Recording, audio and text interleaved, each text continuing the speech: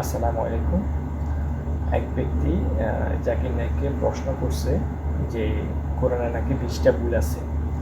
তো এই প্রশ্নের আনসার জাকির নায়েক কি দিয়েছে আমরা একটু শুনি, চলেন। নায়েক, আপনি বললেন যে কোরআন শরীফে নাকি কোথাও কোনো ভুল নেই।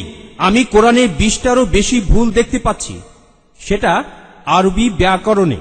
এখন তার কয়েকটা আমি আপনাকে বলছি। ইন্নাল্লাযীনা আমানু ওয়াল্লাযীনা হাদু ওয়াস-সাবিউন, এটা আছে সূরা বাকারায় আর সূরা হাজে। ইন্নাল্লাযীনা আমানু ওয়াল্লাযীনা হাদু ওয়াস-সাবিউন, এখানে কোনটা ঠিক, সাবিউন নাকি সাবিউন?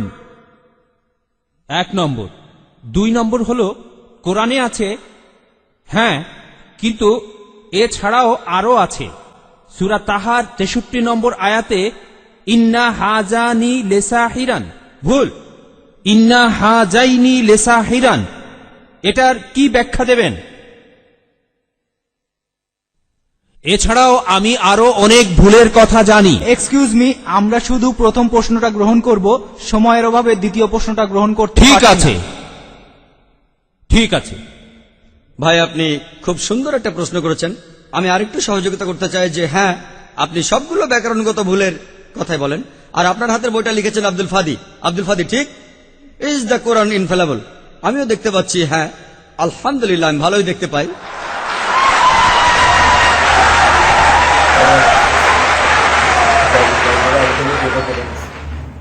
আমি এই 20টা ভুলের সবগুলোর উত্তর দেব, কারণ আমি বইটা পড়েছি।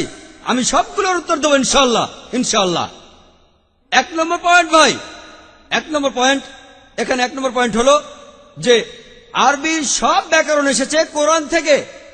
কোরআন হলো সর্বোচ্চ আরবি বই, যে বইটাতে সবচেয়ে উঁচু মানের সাহিত্য আছে। আরবি ভাষার সব ব্যাকরণ এসেছে কোরআন থেকেই। কোরআন হলো ব্যাকরণের মূল গ্রন্থ, আর কোরআন যেহেতু ব্যাকরণের মূল গ্রন্থ এবং সব ব্যাকরণে এসেছে কোরআন থেকে, কোরআনে কোনো ভুল থাকতে পারে না। 1 নম্বর পয়েন্ট। 2 নম্বর পয়েন্ট, 2 নম্বর পয়েন্ট, 2 নম্বর পয়েন্ট। ব্যাপারটা এরকম যে আপনি একটা রুলার নিলেন, আর সেই রুলারের গায়ে দাগ কাটা আছে, তারপর বললেন যে মাপটা ভুল হয়েছে। এটা বেশ অযৌক্তিক। 2 নম্বর পয়েন্ট, আরবে বিভিন্ন আলাদা আলাদা গোত্রে, আপনি যদি আরবি জানেন, আর ডক্টর উইলিয়াম ক্যাম্বেল আমার সাথে একমত হবেন যে আরবের গোত্রগুলোর মধ্যে ব্যাকরণ মাঝে মধ্যে বদলে যায়। কিছু কিছু আরবীয় গোত্রে যে শব্দটা স্ত্রীবাচক, অন্য আরেক গোত্রে সেটাই পুরুষবাচক। একই শব্দ, তবে গোত্রভেদে ব্যাকরণ বদল হতে থাকে, এমনকি শব্দের লিঙ্গ বদলে যায়। তাহলে আপনি কি কোরআনকে সবগুলো ব্যাকরণ দিয়ে পরীক্ষা করবেন? না। আর এছাড়াও কোরআনের ভাষা এত উঁচু মানের, এতই উঁচু মানের, এর কাছাকাছি কোনো সাহিত্য নেই। আর কোরআনের বিরুদ্ধে অনেক বই আছে, ইন্টারনেটে গেলে দেখবেন 12টা ব্যাকরণের ভুল, 21টা ব্যাকরণের ভুল, আব্দুল ফাদি 20টা ব্যাকরণের ভুল। আপনাদের কি ধারণা খ্রিস্টানরা এই ভুলগুলো বের করেছে? কারাই ভুল বের করেছে জানেন? কারা করেছে? মুসলমানরাই। মুসলমান পণ্ডিতরা, যেমন জামকশারি, তারা এটা করেছেন। কোরআনের ব্যাকরণ এত উঁচু মানের যে কোরআনের ভাষা মাঝে মধ্যে প্রচলিত আরবির বিরুদ্ধে যায়। কোরআনের ব্যাকরণ এত উঁচু মানের, কোরআনের ব্যাকরণ এতই উঁচু মানের, এজন্য তারা উদাহরণ দিয়েছে। আমিও একটা উদাহরণ দেব, এতে আপনারা সবগুলো উত্তর পেয়ে যাবেন। তারা উদাহরণ দিয়েছে যে কোরআনে লেখা আছে লূত আলাইহিস সালামের গোত্রের লোকজন তারা সকল নবীকে ত্যাগ করেছে। বলা আছে সব নবীকে তারা বর্জন করেছে। ডক্টর উইলিয়াম ক্যাম্বেল বললেন যে নূহ নবীর গোত্রের লোকজন তারা নবীদের ত্যাগ করেছে। আমরা ইতিহাস থেকে জানি যে মাত্র একজন নবীকে তাদের কাছে পাঠানো হয়েছিল। তাহলে এখানেও ব্যাকরণের ভুল আছে। কোরআনে বলা উচিত ছিল একজন নবীর কথা, বহুবচন না। আর আমি একমত, আর আমার আপনার মতো লোকের কাছে মনে হবে এটা ব্যাকরণের ভুল। কিন্তু যদি আপনারা আরবদের লেখা বইগুলো পড়ে থাকেন, কোরআনের আসল সৌন্দর্য কি?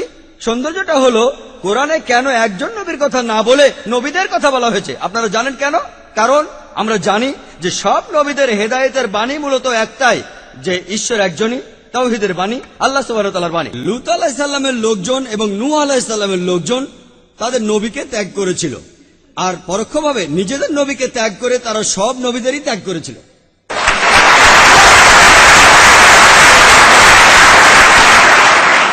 সৌন্দর্যটা দেখেন, ভাষার অলংকার দেখেন, আলহামদুলিল্লাহ।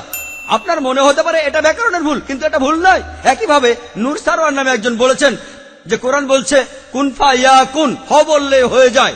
এটা নাকি হবে কুন ফা কানা, হ বললে হয়ে যেত। হ্যাঁ, আরবির পাস্ট টেন্সে কুন ফা কানা, কুন ফা ইয়া কুন নয়, কিন্তু কুন ফা ইয়া কুন আরো উঁচু মানের। বলা আছে আল্লাহ তিনি ছিলেন, আছেন আর থাকবেন, অতীত বর্তমান আর ভবিষ্যৎ। Thank you doctor Naik. বেচারা ভালোভাবে বুঝছি যে কোরআনে কতটি ভুল আছে। এটা আল্লাহর ঐশী বাণী, আমরা বিশ্বাস করি এখানে কোনো ভুল নেই। আজকে এই পর্যন্তই, আল্লাহ হাফেজ।